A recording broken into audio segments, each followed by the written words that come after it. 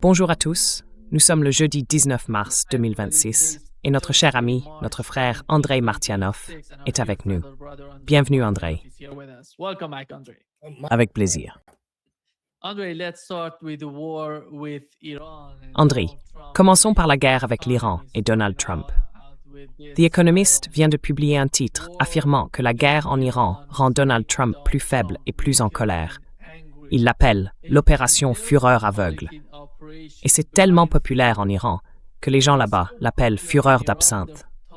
Mais Andrei, voici ce que Donald Trump lui-même a dit à propos de la situation actuelle de la guerre.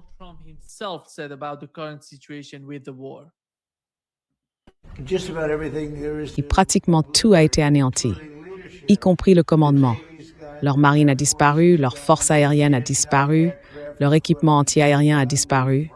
Nous volons où nous voulons, Pete. Personne ne nous tire même dessus.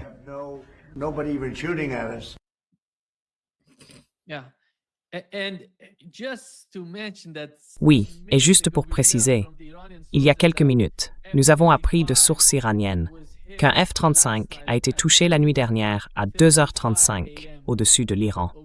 C'est l'un des avions de chasse furtifs qu'il possède. Andrei, que se passe-t-il? La manière dont Donald Trump essaye de présenter la situation et de la partager avec le peuple américain, à quel point cela correspond-il à la réalité de ce qui se passe en Iran?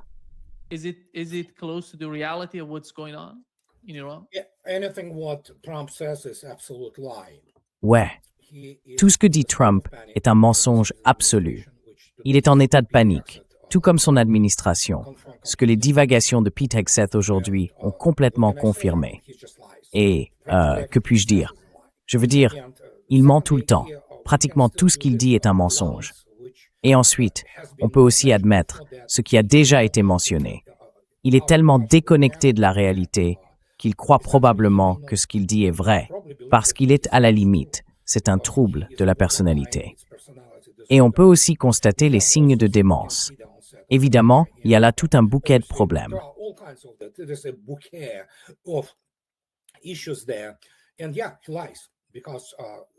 Oui, il ment parce qu'en gros, c'est probablement sa dernière chance de se prouver quelque chose à lui-même, je suppose. Je ne sais pas. Et évidemment, c'est une catastrophe pour les États-Unis, toute cette histoire avec l'Iran. Monsieur Trump ne comprend pas les critères selon lesquels on juge le succès d'une guerre. Et ce que l'on peut voir, comme vous l'avez montré, c'est que The Economist, autant je déteste ce tabloïd, a visé juste. C'est une fureur aveugle.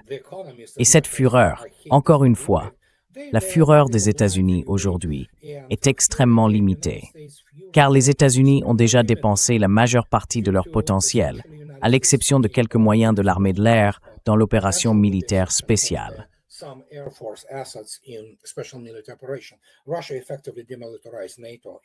La Russie a effectivement démilitarisé l'OTAN et les États-Unis. Alors maintenant, nous avons Pete Hegseth qui se lamente ce matin en disant que « Oh oui, c'était Biden ». Non, c'était pas seulement Biden, c'est aussi l'administration Trump qui continue de soutenir la guerre en Ukraine. Et maintenant, nous pouvons en voir le résultat. Pour la première fois, ils se sont retrouvés dans une bagarre avec des gens qui ont réellement les moyens de riposter. Et de riposter extrêmement bien. En conséquence, c'est une humiliation militaire totale. Mais oui, nous avons ce type qui fantasme sur sa grandeur, tandis que la réalité, bien sûr, ce qui se passe au-delà de lui, est totalement l'inverse, à 180 degrés.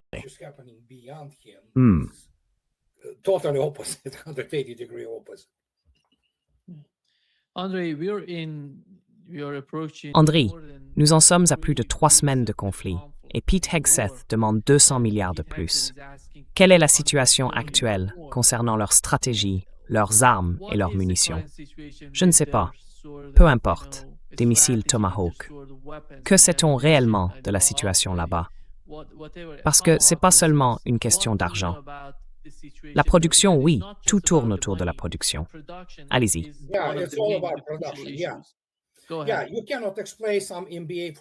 Oui, tu ne peux pas expliquer à un diplômé en MBA de Harvard que ce n'est pas une question d'argent. Surtout à Pete Hegseth, qui a un diplôme en politique, quoi que cela veuille dire, et qui n'a jamais dépassé le niveau de psychologie et de connaissance de base d'un commandant de peloton au mieux. Donc, la production est un enjeu crucial. Nous savons que pour ce qui est des Tomahawk, l'année dernière, les États-Unis en ont produit 90. Et avant cela, en 2024, ils n'en ont acheté aucun. Ils sont donc en train d'épuiser leur JASM très rapidement, car c'est la seule arme à distance qu'ils peuvent réellement utiliser depuis les airs.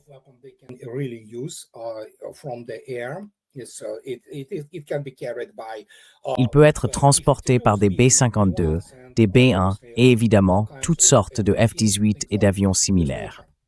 On ne peut pas simplement créer une capacité industrielle, même si l'on demande 400 milliards de dollars. Et oui, en substance, c'est de la corruption dans le complexe militaro-industriel. Tout tourne autour de l'enrichissement de certaines personnes. Les États-Unis ont désormais 1 ou 2 générations de retard sur les tendances générales en matière de défense aérienne et d'armes de frappe. Et oui, c'est ce que nous voyons aujourd'hui. Monsieur Trump ne fait que fantasmer. Ce sont ses propres illusions.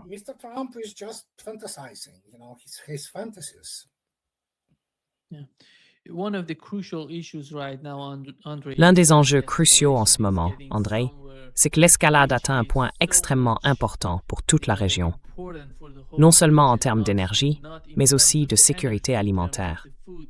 Tout est sur la table à l'heure actuelle.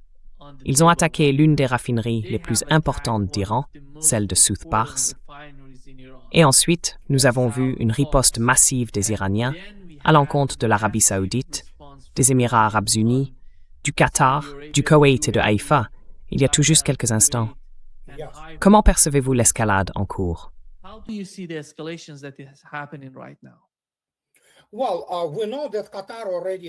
Eh bien, nous savons que le Qatar est déjà tombé à presque 20% de sa production, ce qui est une catastrophe. Ils l'ont maintenant arrêté. En gros, ce qui se passe, c'est qu'ils ne produisent plus rien en matière de gaz naturel liquéfié. Et il y a toutes sortes de problèmes, comme vous l'avez justement mentionné, liés à des produits tels que les engrais et d'autres matériaux essentiels à l'agriculture, surtout dans une région qui est essentiellement désertique. Et oui, Haïfa, regardez-la maintenant. Israël est réduit en bouillie, peu importe comment ils essaient de le dissimuler. C'est une véritable catastrophe là-bas, et cela va devenir bien pire. Donc oui, ils voulaient la guerre. Ils ont eu la guerre. Et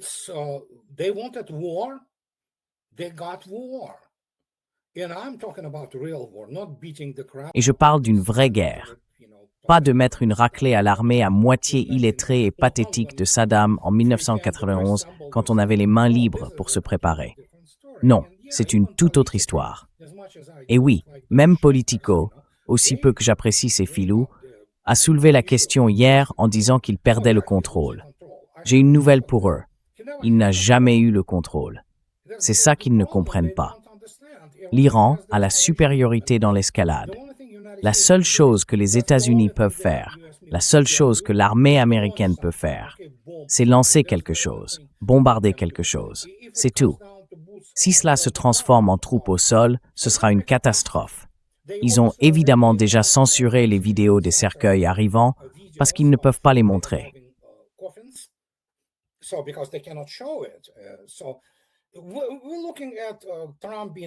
Donc, on en est à considérer Trump comme un cadavre politique. Et qui sait ce qui va se passer? Parce que plus ça dure, plus il y aura de problèmes. D'abord, le Pentagone est incompétent, on le sait maintenant. Et surtout avec ces fanboys qui crient « Oh ouais, ils ont abattu un F-35 ». Ouais, ils ont abattu un F-35. Quelle importance? En 2017, la défense aérienne syrienne, et c'était même pas un S-300, c'était un Buk M1, a abattu un F-35 israélien. Mais oui, ils se sont tellement vantés, et maintenant ils perdent des équipements à forte valeur symbolique, ce qui est catastrophique. Je veux dire, souvenez-vous du THAAD? Ah oui, le système de missiles balistiques, c'est de la camelote, en gros. Vous voyez ce que je veux dire? Ils ne comprennent rien à la guerre moderne. Ils n'ont aucune idée qu'aujourd'hui, l'Iran dispose réellement d'ogives manœuvrantes sur ses missiles.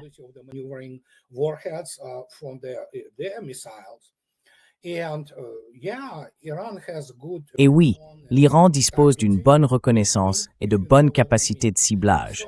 Clin d'œil, si tu vois ce que je veux dire. Donc c'est une catastrophe militaire pour les États-Unis. La seule chose qu'ils peuvent faire, parce que ce sont une bande de lâches à Washington, D.C., c'est s'inquiéter pour leur carrière politique. Certains d'entre eux, si ça continue comme ça, qui sait, le 25e amendement pourrait entrer en vigueur. Tu sais que Trump n'est pas apte, ce qu'on voit tous les jours, à diriger le pays ou qu'il pourrait finir derrière les barreaux. Et n'oublie pas, les dossiers Epstein ne vont nulle part. Ils sont toujours là. Donc c'est, je veux dire, un vrai foutoir. D'accord? C'est ce que c'est. Et les États-Unis n'ont pas de ressources, ce dont je parle depuis maintenant 2 décennies. Les États-Unis ne sont tout simplement pas faits pour mener une vraie guerre.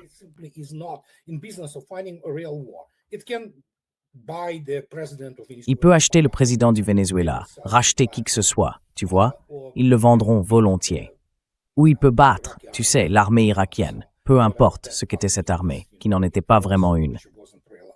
Mais affronter un véritable ennemi, sérieux, avec une culture profonde, une civilisation ancienne.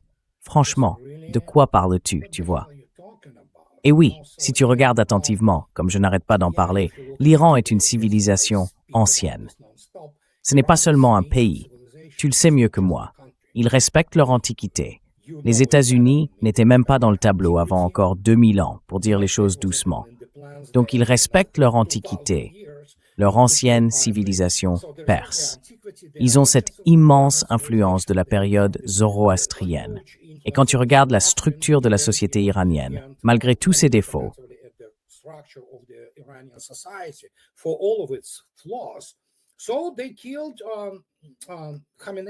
alors, ils ont tué Khamenei et Larijani. Eh bien, devine quoi? Cela n'a fait que mobiliser encore davantage la société iranienne. Tu ne peux pas expliquer ça à Trump, parce que c'est un homme très inculte, très primitif dans ses manières d'homme d'affaires new-yorkais et de showman. Ce à quoi il est confronté, c'est quelque chose que les États-Unis n'ont jamais affronté auparavant.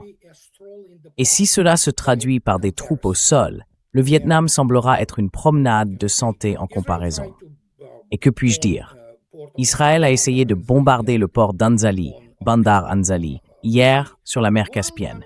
Eh bien d'abord, il y a 3 autres ports là-bas qui sont hors de portée d'Israël, quoi qu'ils aient, et qui ne leur appartient même pas. Tout est fourni par les Américains.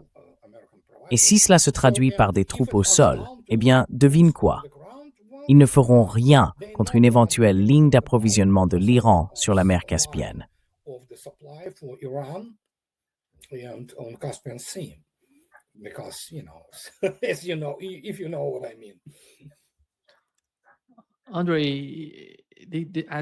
André, l'administration est en train de devenir un royaume de mensonges.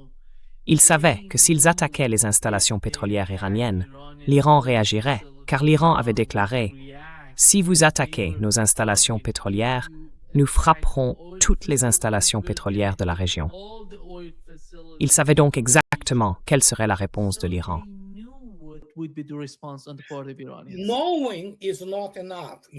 Savoir ne suffit pas. Il faut l'intérioriser. C'est là toute la différence. Je sais beaucoup de choses. Est-ce que je me laisse guider par elles? Non. Et surtout, quand on regarde l'organisme de la gouvernance d'État, la façon dont il fonctionne.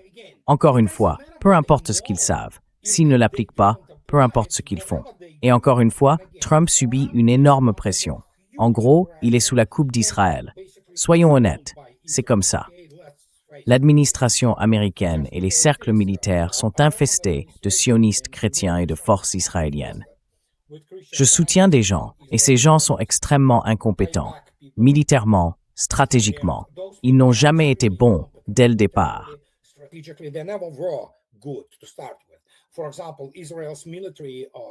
Par exemple, la mythologie militaire d'Israël a été très soigneusement construite par les médias israéliens et par les médias contrôlés par Israël, c'est-à-dire la plupart d'entre eux aux États-Unis. Il en va de même pour la mythologie militaire américaine. En gros, ils se sont enivrés de leur propre propagande. Ma première pensée à ce sujet a été qu'ils ne comprennent même pas ce à quoi ils ont affaire dans le monde extérieur. Et encore une fois, cela a été fait en choisissant soigneusement des ennemis faibles et arriérés comme l'Irak et bien d'autres encore. Et là encore, tu l'as vu toi-même, ces idiots célèbrent toujours cela, ce qui est une honte nationale pour le Venezuela. Ils sont dans le commerce de détail de leur président.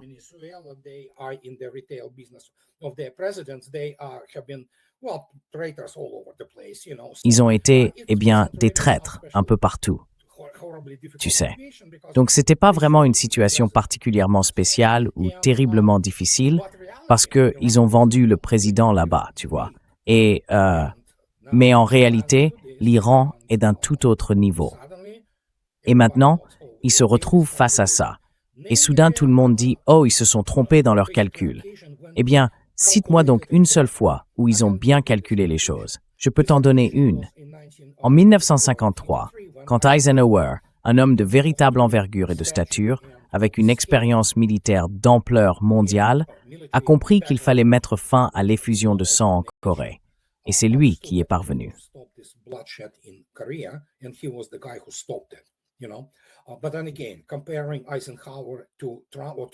Mais encore une fois, comparer Trump à Eisenhower, c'est comme me comparer à Einstein ou quelque chose du genre. Ce n'est même pas la même galaxie, d'accord? Donc voilà ce qu'on a, ces gamins de maternelle pathétiques avec leurs problèmes émotionnels qui dirigent aujourd'hui les États-Unis. Et ils sont évidemment guidés par cette idéologie fondamentaliste du ravissement, tu sais, les forces israéliennes de cette hérésie biblique tournée en dérision. Et, par conséquent, la mauvaise cause finit rarement par ne pas se manifester. C'est d'ailleurs Thomas Jefferson qui l'a dit, tu sais. Alors, que veux-tu que je dise?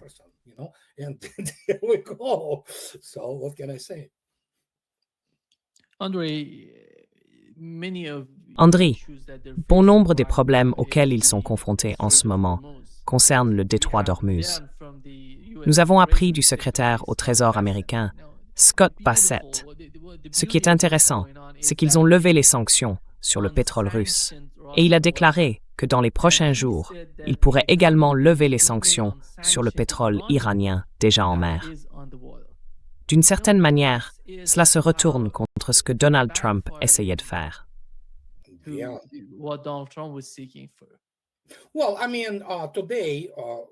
Eh bien, je veux dire, aujourd'hui, d'après les derniers rapports, plus de 10 millions de barils par jour ont été retirés de l'approvisionnement en pétrole. Cela va devenir encore pire dans les prochains jours, peu importe combien ils lèvent de sanctions. Personne ne s'en soucie. Personne ne se soucie de ce que les États-Unis sanctionnent ou non. Si l'Inde a peur ou si la Chine a peur, c'est leur problème. D'accord? Par exemple, la Russie a déjà assez à faire avec des gens qui n'ont pas peur et qui font simplement ce qu'ils veulent. Le problème, c'est que la situation va empirer encore davantage. Et le pétrole physique réel aujourd'hui, contrairement à ce papier bidon qui se vend sur toutes sortes de marchés, même cela ne cesse de croître. On est à environ, $127 ou quelque chose comme ça sur le papier. C'est pour le...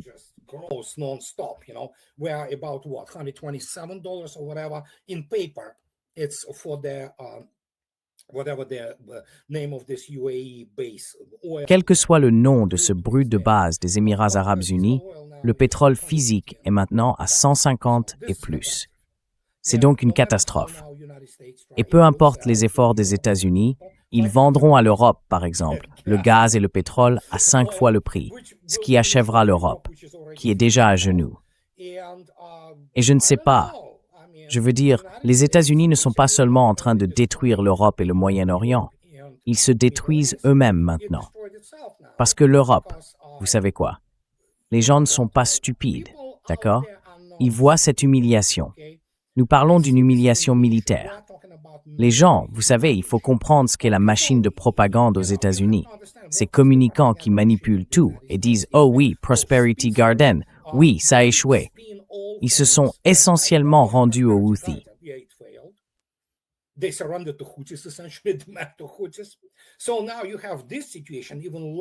Donc maintenant, vous avez cette situation à une échelle encore plus grande. d'un ordre de grandeur supérieur.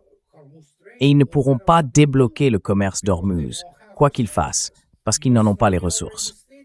La marine américaine a déjà déclaré « Nous n'escortons rien ». Et tant mieux, parce qu'ils comprennent la situation. Ils ont là-bas des professionnels militaires qui comprennent les opérations, qui comprennent les risques. Vous ne pouvez pas expliquer cela à Pete Hegseth. Il n'a même pas les bases en mathématiques pour comprendre comment les opérations sont planifiées.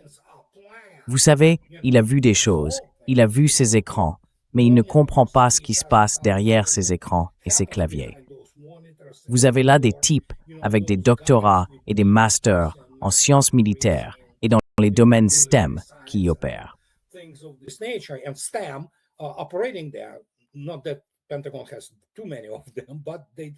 Ce n'est pas que le Pentagone en ait trop, mais ils existent toujours. Donc tu ne peux pas lui expliquer « Mec, tu comprends ce qui se passe ? Ton idée de l'enlèvement, et comme il a dit, tu sais quoi, on se bat pour Jésus, peu importe. » Ce type est complètement, cinglé. Et donc Trump s'est entouré de ces gens-là parce qu'il était contrôlé, qu'il est victime de chantage à cause des dossiers Epstein. Et ce problème ne va pas disparaître.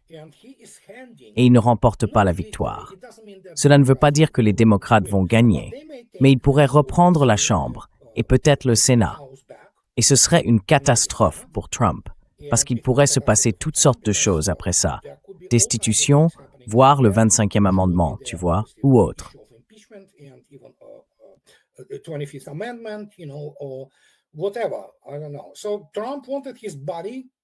Je ne sais pas.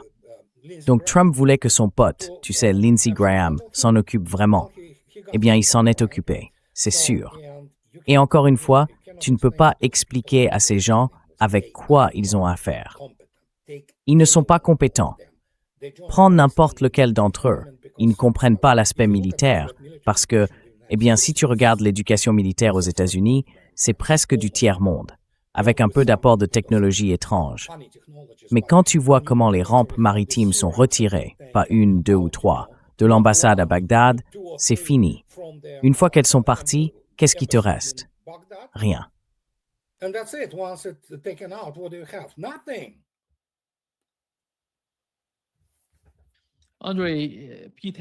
André, on a demandé à Pete Hegseth, si vous êtes si puissant et que vous dominez tout en Iran, pourquoi n'êtes-vous pas capable d'ouvrir le détroit d'Ormuz? Voici ce qu'a répondu Pete Hegseth. Oh mon Dieu. Vous avez dit que l'armée américaine dispose d'une supériorité aérienne et navale sur l'Iran. Pourtant, nous n'escortons pas les navires dans le détroit d'Ormuz. Pourquoi? Comment n'avez-vous pas prévu cela?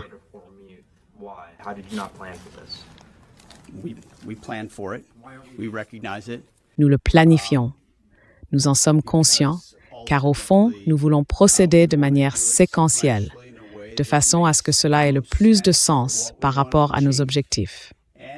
Et pour nous assurer que nous envoyons les bons signaux au monde lorsque nous le faisons. Ainsi, lorsque Chris Wright s'exprime ou lorsque nous nous exprimons, c'est sur la base d'une évaluation complète de ce à quoi nous sommes confrontés, ce que nous voulons dire au monde, comment nous voulons qu'ils perçoivent et comprennent le conflit. C'est comme toute cette idée d'un élargissement de la guerre. C'est ce que la presse veut faire croire, comme si tout devenait plus vaste et chaotique. Non, en réalité, nous resserrons notre emprise, nous saisissons et maîtrisons les objectifs que nous voulons atteindre et la manière dont nous voulons les atteindre. Et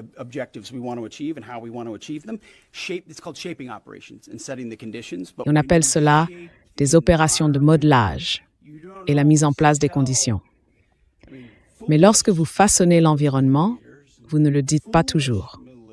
Je veux dire, des dirigeants politiques et militaires imprudents du passé ont fixé des échéances précises. Voici exactement quand nous ferons ce que nous allons faire. Ou voici combien de temps ça nous prendra.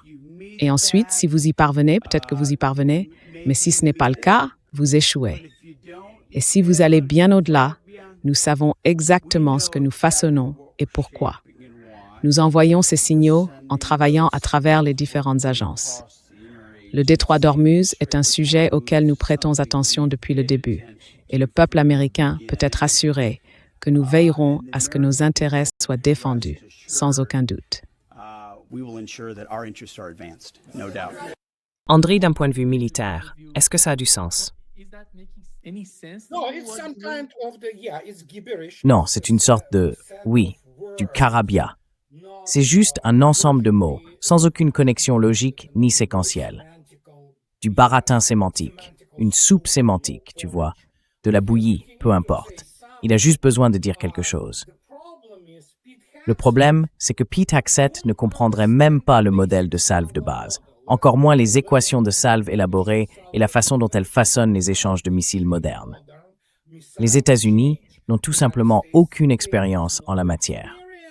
Les États-Unis ne savent pas comment mener cette guerre. Comme je l'ai déjà dit, la doctrine militaire américaine repose en gros sur les contes à dormir debout des généraux de la Wehrmacht à propos de la Blitzkrieg.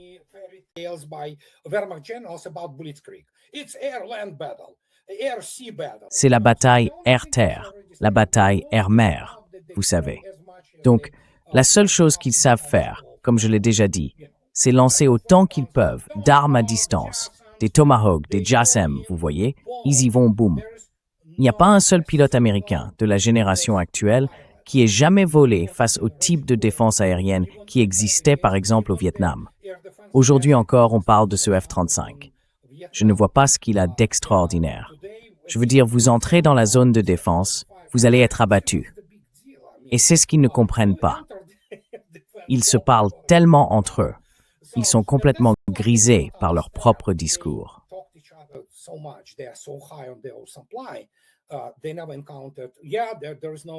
Ils n'ont jamais rencontré, oui, il n'y en a pas, n'est-ce pas? Peut-être qu'il y en a qui survolent l'Iran, qui est amical, on ne sait pas, tu vois. Donc ces gens-là, je veux dire, ils ne comprennent pas. Ils ne comprennent pas ce qu'est un échange de missiles modernes.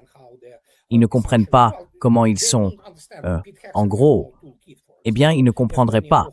Pete Hegseth n'a aucun outil, par exemple, comme beaucoup d'autres au Pentagone, pour comprendre comment le concept du modèle de Lanchester, essentiellement un modèle d'attrition, a évolué.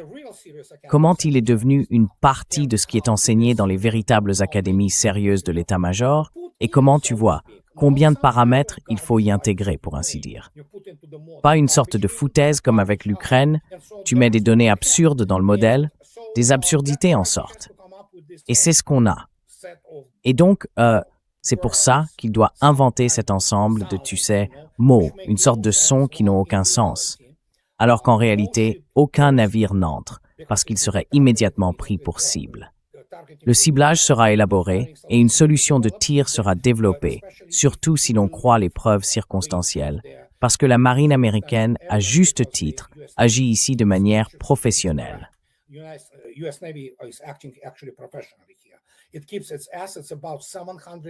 Elle maintient ses actifs à environ 700 à 1000 km des côtes iraniennes.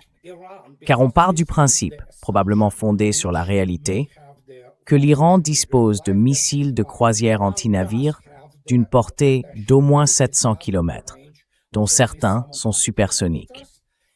Donc, si l'on regarde la largeur du golfe Persique et qu'on se dit « D'accord, ils ont un missile d'une portée de 700 km », puis qu'on examine la largeur, la partie la plus large du golfe fait quoi? Environ 250 km. Je ne me souviens pas exactement de tête, mais c'est de la géométrie simple.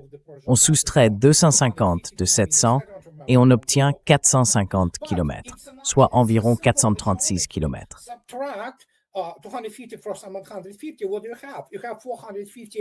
It's 36. It's 36. Non, ça devrait l'être. Ouais. Oui, ça devrait faire des centaines de kilomètres, mais je ne me souviens plus exactement. Donc tu as quoi? Au moins 400 kilomètres à l'intérieur du territoire iranien, sous la couverture de la défense aérienne dont dispose l'Iran. Tu obtiendras la désignation des cibles, tu lanceras la salve. Bonne chance pour y faire quoi que ce soit. Et bien sûr, ensuite, il y a les champs de mines. Nous avons toutes sortes de choses là-bas, tu sais. Et nous avons les vedettes rapides, qui sont, encore une fois, Trump ment, comme toujours. Mais enfin, tu vois, elles sont cachées dans leurs installations souterraines. Et à en juger par les 18 pétroliers qui brûlent actuellement dans le golfe Persique. 18. L'Iran n'a aucun problème à faire ce qu'il fait en ce moment et continuera à le faire aussi longtemps que nécessaire.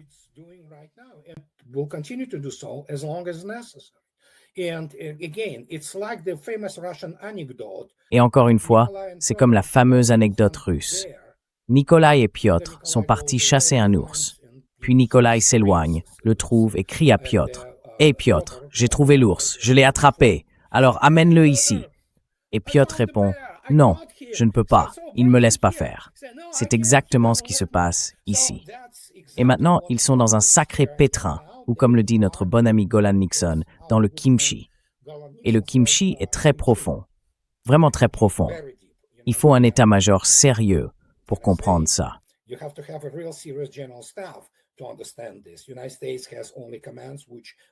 Les États-Unis n'ont que des commandements qui planifient ce qu'ils planifient. Mais nous savons que la marine américaine fait ce qu'il faut, car elle doit préserver ses ressources. Même si elles sont obsolètes pour la guerre moderne, elles doivent être tenues à l'écart du danger. Ils pourraient déplacer quelques sous-marins là-bas. Évidemment, l'Iran ne dispose pas d'une véritable capacité de lutte anti-sous-marine. Donc, ils pourraient lancer davantage de Tomahawk, avec ce qu'il leur reste sur place. Mais c'est à peu près tout. Ainsi, tout repose désormais sur la seule chose que l'armée américaine sait vraiment faire, les bombardements de l'US Air Force. D'accord. Et de toute évidence, cela ne se passe pas très bien non plus.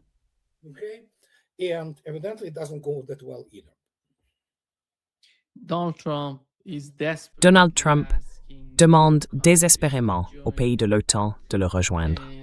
Et pour la première fois, nous avons appris que le secrétaire général de l'OTAN parlait de la manière dont il pouvait aider l'administration Trump et les États-Unis dans cette guerre. Voici ce qu'il a déclaré.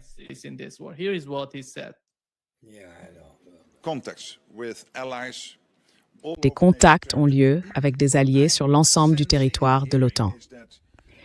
Ce que je ressens et entends, c'est que nous sommes tous d'accord, comme nous l'avons toujours été, sur le fait qu'il est crucial que l'Iran ne mette pas la main sur une capacité nucléaire ou une capacité de missiles balistiques.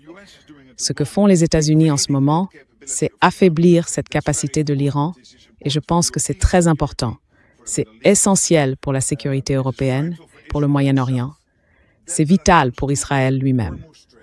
En ce qui concerne le détroit d'Ormuz, tout le monde s'accorde à dire que cette route commerciale ne peut pas rester fermée.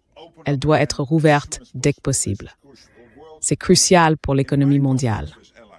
De mon point de vue, ce que les alliés constatent, c'est qu'ils discutent intensément avec les États-Unis et entre eux de la meilleure manière d'avancer pour faire face à cet immense enjeu de sécurité. Et permettez-moi d'ajouter que je suis convaincu que les alliés, comme toujours, feront tout pour soutenir nos intérêts communs.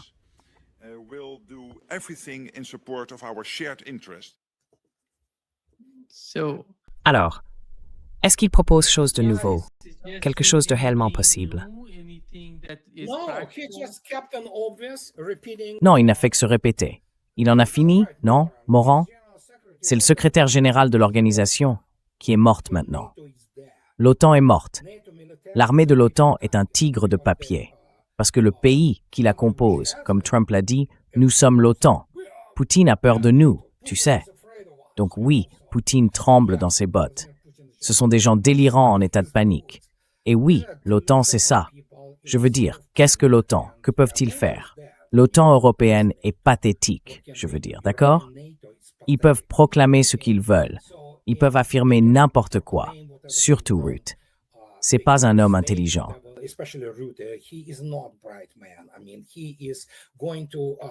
Je veux dire, il va livrer les mêmes déclarations qu'on attend de lui. C'est un pantin, en gros, tu vois. Donc oui, c'est juste du vent, d'accord? Et oui, pendant 4 ans, il pensait être formidable. Enfin, pas pendant 4 ans. Pendant les premières années de l'opération militaire spéciale, il pensait être bon, tu vois. Puis ils se sont fait laminer lors de la contre-offensive de 2023. Alors maintenant, on se moque d'eux, tu vois. Et aussi grave que ce soit, parce qu'en gros, la force aérienne israélienne n'est douée que pour bombarder des sites historiques, tu vois, des civils. Eh bien, c'est pareil pour la puissance aérienne américaine.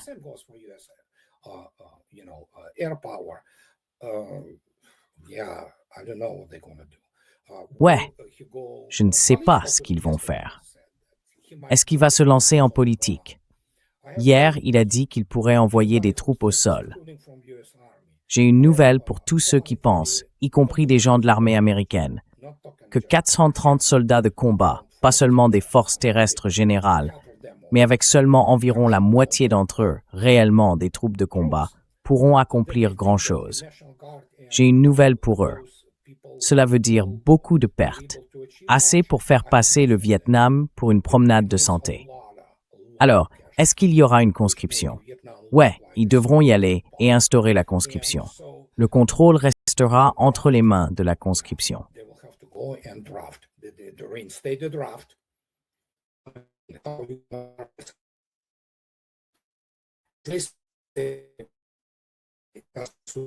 C'est une situation triste pour les États-Unis, mais les gens intelligents, comme je l'ai déjà dit, Eisenhower, connaissaient les limites.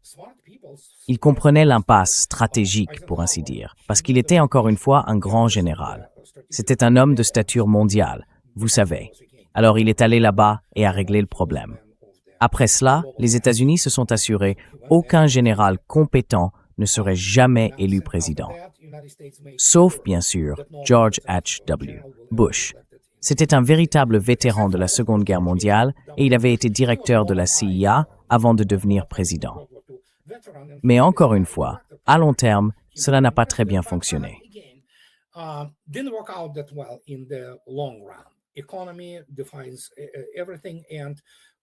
L'économie définit tout, et on peut voir, oui, qu'il faut examiner ce que nous avons en termes de prix en ce moment.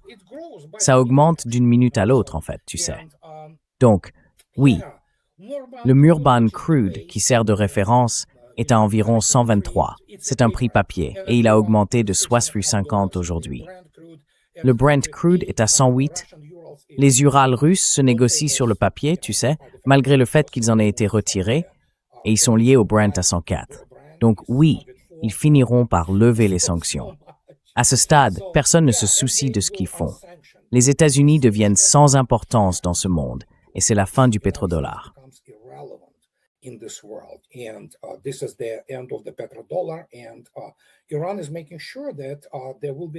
Et l'Iran veille à ce qu'il n'y ait plus, tu sais, de centres commerciaux en plastique qui vendent, tu sais, pour les idiots, tout ce luxe factice et ces choses du genre.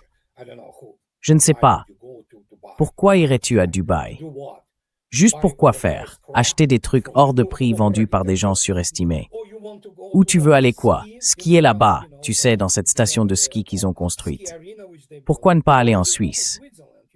Va dans l'État de Washington. Nous avons ici de superbes stations de ski, bien moins chères d'ailleurs. Mais il faut être l'imbécile qui a fait cet argent factice, en gros, grâce à la spéculation financière, pour penser que c'est génial. Ça l'est pas. C'est ennuyeux. C'est écœurant, tu sais.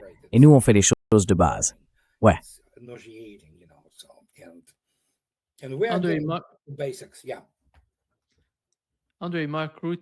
André, Mark Rutte parle du programme nucléaire iranien ainsi que du programme de missiles balistiques. Je ne sais pas si l'Iran accepterait d'en discuter prochainement, ou même un jour. Oui, d'accord. Au cours des 30 dernières années, nous avons connu une sélection totalement négative qui nous a essentiellement donné des élites et une classe dirigeante d'imbéciles. Pas tous, mais la plupart le sont. Ce sont des crétins. Écoute ce que Tucker a dit quand il a parlé à Joe Kent, ou peut-être à Candace, je ne me souviens plus. Je peux t'envoyer le lien. Il a dit « Mon Dieu, je parlais à ces gens de Harvard, de l'Ivy League, et je pensais qu'ils étaient intelligents. Ce sont des idiots. Ils sont incultes. » Ted Cruz, cet ancien prétendant à la présidence, l'a bien dit. Ce type ne sait même pas qui vit en Iran. Il ne sait pas que ce sont des Iraniens qui vivent en Iran. Il ne connaît ni la taille de la population, ni l'échelle du pays. C'est ce genre de personnes avec lesquelles nous devons composer.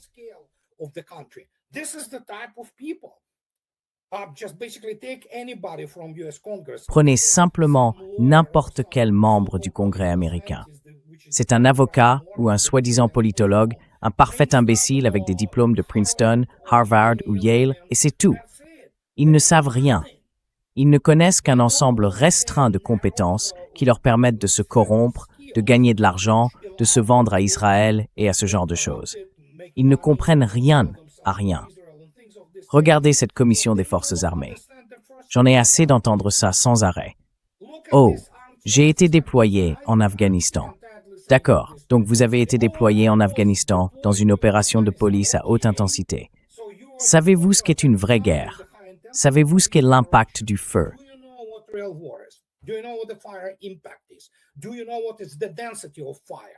Sais-tu quelle est la densité du feu quand des obus de 152 mm te tombent dessus?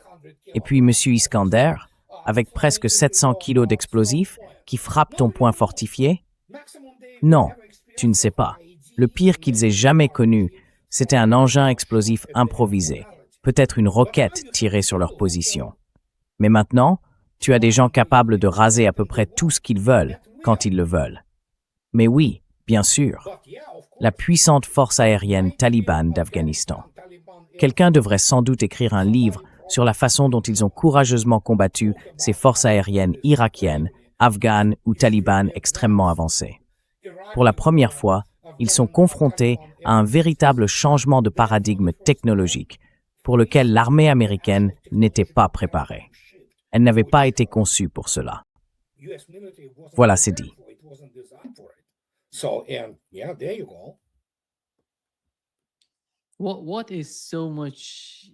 Ce qui est vraiment important en ce moment, Andrei, le véritable facteur décisif, à mon avis, c'est l'avenir du détroit d'Ormuz.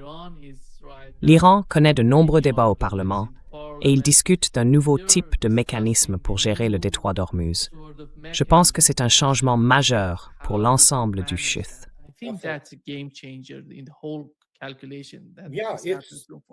Oui, c'est la fin du pétrodollar. Souviens-toi, ils l'ont mis en place. Et devine quoi? Un pétrolier indien, apparemment des armateurs indiens, paye en yuan. Voilà, je veux dire, c'est tout. Que te faut-il de plus? Les Russes acceptent les yuan. Très bien, car il y a un énorme commerce entre la Russie et la Chine. Et voilà, c'est comme ça, c'est le nouveau monde. Tous ceux qui en doutaient encore, regardez. Et ce sont les imbéciles de l'Occident collectif qui ont provoqué cet effondrement complet de la civilisation occidentale. On ne parle pas de déclin, c'est un effondrement. L'Europe, comme je l'ai déjà dit, achètera désormais tout ce que les États-Unis voudront bien lui vendre, parce que les États-Unis veulent aussi faire de l'argent.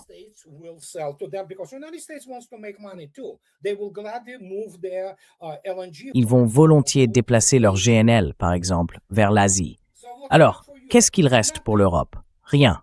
Et même ce qu'ils obtiennent, ils le paieront 5 fois plus cher, peut-être même davantage. Je parle à la fois du pétrole et du gaz naturel liquéfié. Et oui, regardez l'Allemagne. C'est une catastrophe. C'est leur catastrophe nationale. Ces imbéciles, ils ont voté pour ça. Tu sais, je ne prends pas toute la responsabilité, mais on sait bien.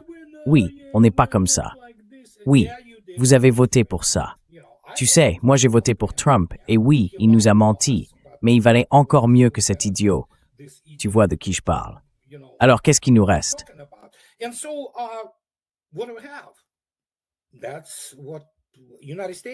C'est essentiellement vers cela que les États-Unis vont être ramenés, ce qui est déjà en train de se produire, en raison de leur impuissance militaire vers l'hémisphère occidental. C'est la doctrine Monroe 2.0 des États-Unis. Et le reste du monde continuera simplement à avancer, à se réformer, à se remodeler. L'Iran recevra ses paiements en yuan, en roubles, et si nécessaire, eh bien, les Russes eux-mêmes sont d'énormes exportateurs de pétrole brut. Et par conséquent, c'est le monde sans le dollar. Trump a accéléré ce processus. Il ne le comprend pas, ou peut-être que s'il le comprend, il devrait paniquer, car il se pourrait qu'il ne termine même pas le reste de son mandat. C'est une catastrophe pour les États-Unis.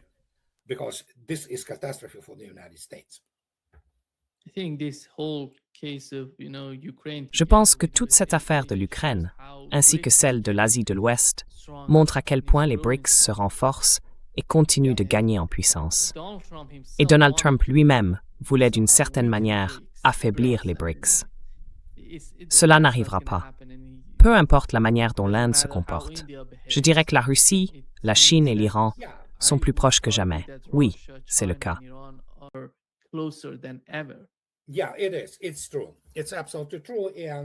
C'est vrai, c'est absolument vrai. Et personne ne s'y attendrait.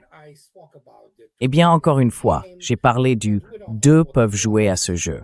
Et nous ne savons pas ce qui vole à l'intérieur de l'Iran, si vous voyez ce que je veux dire, ce qui a été aperçu dans le ciel de Téhéran. Alors la question est, que va-t-il arriver à Israël? Il pourrait se dissoudre en tant qu'État, car il n'est plus vivable. L'Iran l'a manifestement réduit en bouillie et le passage à tabac va probablement continuer. Donc la question est, si l'un ou l'autre, Israël ou les États-Unis, décident de recourir au nucléaire, ils deviendront des États parias et les États-Unis s'effondreront de toute façon. Cela ne fera que montrer leur faiblesse et ils ne détruiront toujours pas l'Iran.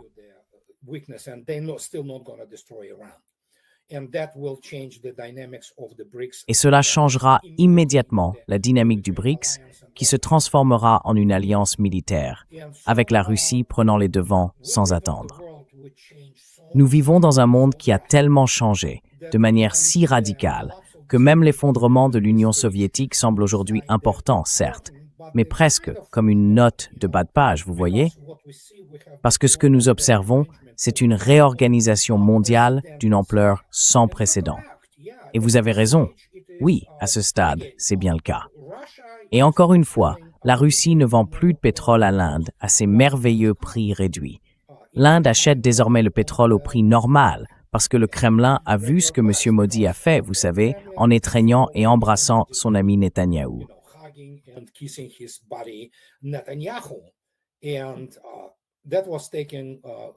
Et la Russie l'a bien remarqué. Donc, oui, tu as raison. C'est une fin triste pour la civilisation occidentale. Mais à ce stade, il faut se demander, combien de temps la France peut-elle encore assurer la sécurité de sa dissuasion nucléaire? Le reste de l'Europe peut bien aller au diable, en réalité. Il faut simplement sauver les trésors du Louvre et d'autres galeries d'art avant qu'ils ne soient dépassés par ce qui se passe actuellement en Europe. Surtout en Europe du Sud, l'islamisation, l'africanisation, l'arabisation et d'autres phénomènes de ce genre. Donc oui, c'est comme ça.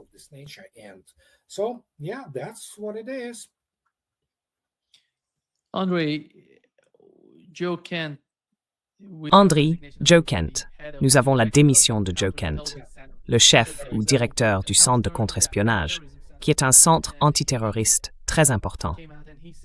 Il a déclaré que l'Iran ne représentait pas une menace imminente pour les États-Unis. Et cela fait, tu sais, partie de l'effondrement du noyau des personnes, du mouvement qui soutenait Donald Trump. Ces gens en attendaient trop. Ils voulaient que Donald Trump fasse quelque chose de différent. Ils croyaient en ce dont il parlait avant d'être élu. Et maintenant, ils voient ce qu'il fait. Il est en train de tout détruire.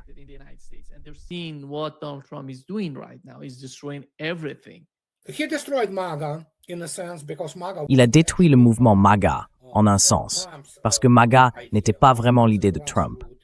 MAGA était un mouvement populaire de personnes dotées de bon sens. Vous savez, elles voulaient redresser le pays et ne voulaient plus de guerre ni de choses de ce genre. Donc il l'a trahi, évidemment. C'est ce qu'il fait. C'est un traître par définition. C'est parfois un déserteur. Et Joe Kent, il l'a clairement indiqué dans sa lettre de démission plutôt confuse, parce que, comme d'habitude, il s'est attribué le mérite d'avoir vaincu l'État islamique. Évidemment, la Russie n'y était pour rien. Et puis, ah oui, le meurtre traître du général Soleimani en mission diplomatique, il a, pour une raison quelconque, qualifié cela de succès. Mais cela en dit long sur la psychologie de ces gens-là. Cependant, il a eu assez de courage et de cran pour dire que c'était Israël qui l'avait fait. Oui, nous le savons. Alors, où est la nouveauté? Je veux dire, je le félicite pour cela.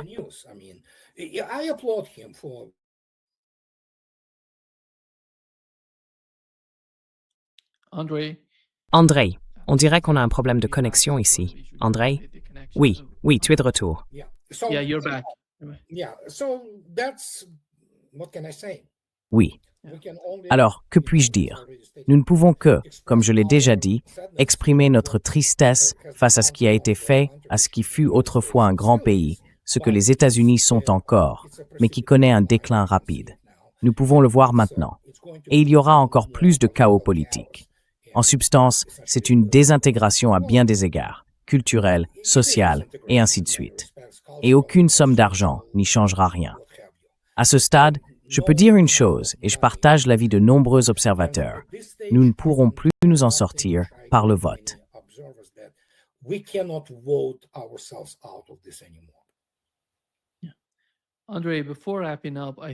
André, avant de conclure, je pense que ce qui se passe en ce moment, c'est que la Russie et l'Iran en arrivent au point où ils réalisent à quel point ils peuvent être puissants dans la façonner l'avenir des marchés de l'énergie. Et c'est vraiment important pour l'avenir des BRICS et pour celui de l'Eurasie.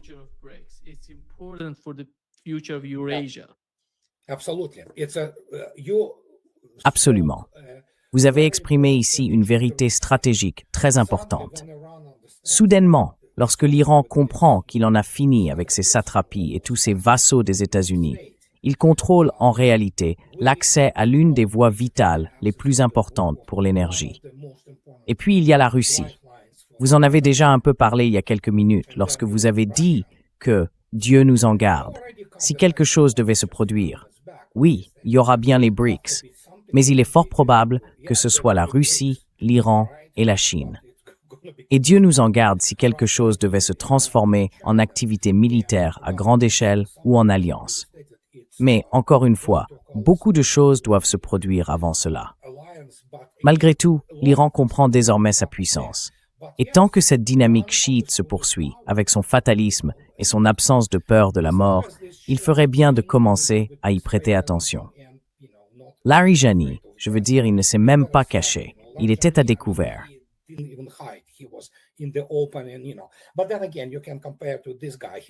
Mais encore une fois, on peut le comparer à ce type. Il avait une licence en mathématiques et un doctorat en philosophie, et sa thèse portait sur Emmanuel Kant. Comparez cela au niveau d'éducation des élites américaines, une bande de crétins, en gros, avec de faux diplômes issus des universités de l'Ivy League. Donc oui, ils doivent commencer à gérer cela d'une manière plus, disons, européenne, c'est-à-dire plus avancée. Mais oui, cette histoire chiite du genre « nous n'avons pas peur, nous sommes heureux de nous sacrifier », ça doit vraiment cesser. Je sais qu'ils ont beaucoup de gens prêts à prendre la relève. Mais oui, Larijani c'était un homme remarquable, évidemment, mais oui, il a été assassiné. C'est ce qu'ils font. C'est la seule chose qu'ils savent faire. Tuer. Malheureusement, oui. Merci beaucoup, André, d'avoir été avec nous aujourd'hui. Un grand plaisir, comme toujours. Avec plaisir. À bientôt. Au revoir. Bye-bye.